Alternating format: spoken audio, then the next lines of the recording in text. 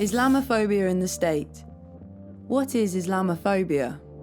Many people are increasingly aware that Muslims are the targets of racism, but at the same time we see voices that refuse to acknowledge that anti-Muslim racism, also called Islamophobia, exists. These people tend to focus on the fact that Islam is a religion, not a race, and therefore it's not racism.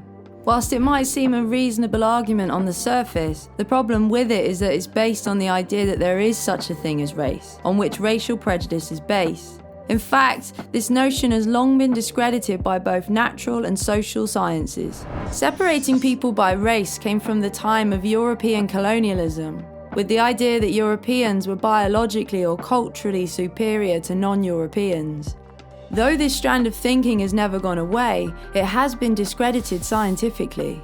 Humanity isn't divided into races. There is one human race, and within it there are a diversity of people from different cultural, linguistic, ethnic, and religious backgrounds. The key difference, which is usually taken to indicate a person's race, is the concentration of melanin in one's skin. What makes these differences significant is the political practice of categorizing these groups and assigning advantages or disadvantages to them. It's what we mean when we say race is socially constructed. It's not an objective scientific category. It's made real by racist discrimination and actions. The state is central. Many would think that Islamophobia is just the discriminatory attitudes that individual people have, but in reality the state, and specifically the counter-terrorism apparatus, has a much bigger part to play. Since 2001, the war on terror has seen a ratcheting up of powers available to police and intelligence agencies. In the UK, since 2000, a total of 15 new terrorism acts have been introduced, often concerned with extremism and radicalisation. The extraordinary nature of these measures means that they often bypass the standard legal principles of the criminal justice system. Muslims are specifically being targeted through legislation, policing, intelligence and surveillance. On top of these, the definitions of radicalisation and extremism are extremely vague, so vague in fact that they can't be defined legally, resulting in practice in even more disproportionate treatment of Muslims. Take one example, Schedule 7, a really draconian piece of legislation from the Terrorism Act 2000. Schedule 7 is a power which allows border officers to stop and search without any need to justify or explain why. The evidence suggests people who are more likely to be assumed as Muslims are disproportionately targeted under Schedule 7. People of Pakistani ethnicity are over 150 times more likely to be detained under Schedule 7 than white people.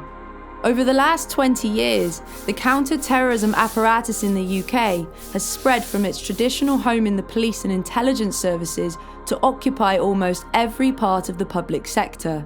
In the Counter-Terrorism and Security Act 2015, the prevent duty was introduced.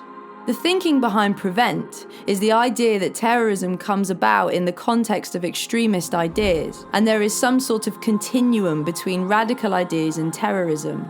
It is a policy that aims to tackle pre-crime, ideas and activities that are apparently on a path to later becoming a crime, but it's unclear exactly how someone would determine whether a person is going to go on to commit a crime.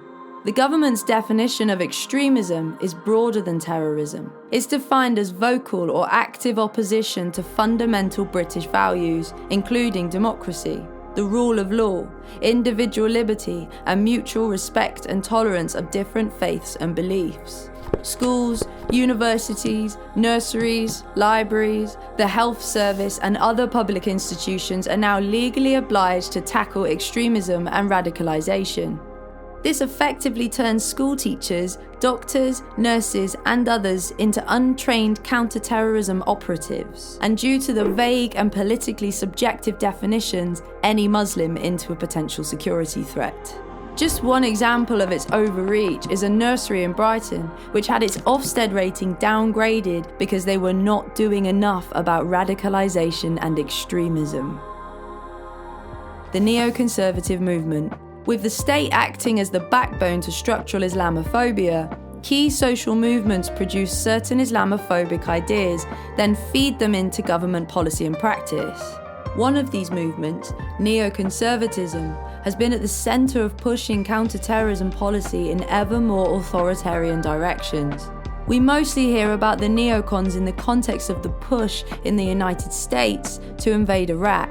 But while the neocons originate in the US, they've spread their movement internationally, including notably to the UK. For example, neoconservative think tanks in the UK influenced the change in scope in the second iteration of PREVENT, from violent extremism to non-violent extremism.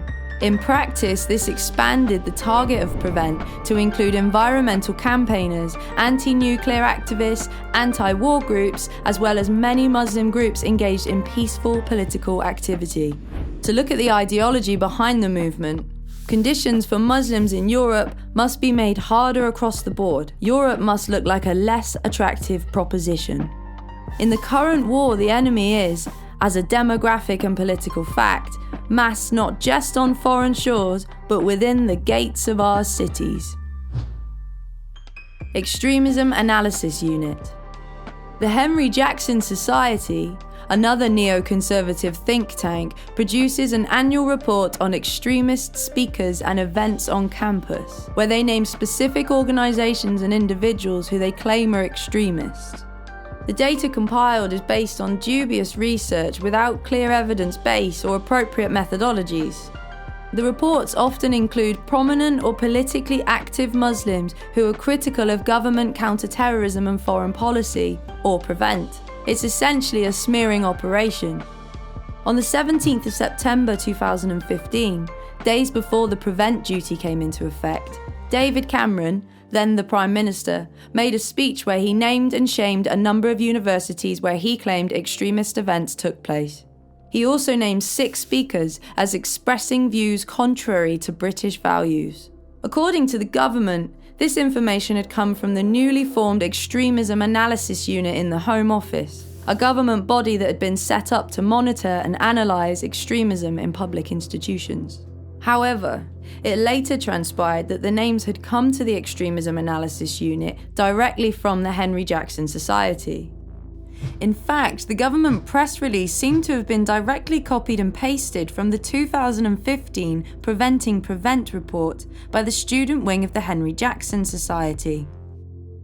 The neoconservative movement isn't restricted to the US and the UK. Through feeding into and working with the state institutions and governments across Europe, policies such as PREVENT have become law in many other countries. The UK first introduced a PREVENT policy back in 2003. Following that, similar policies targeting peaceful Muslim groups were introduced across Europe, in the Netherlands in 2005, France in 2014, and Spain in 2015.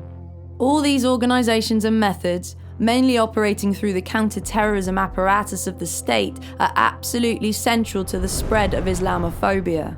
They target Muslims and create a suspect community based on vagueness and prejudice when policy is put into practice. This is pushed further in an authoritarian direction and reinforced by neoconservative groups with Islamophobic and pro-imperial agendas that produces and replicates harmful laws and attitudes that undermine rights, freedoms, and democracy of Muslims and many other groups. See reports and resources at stop-islamophobia.eu and spinwatch.org.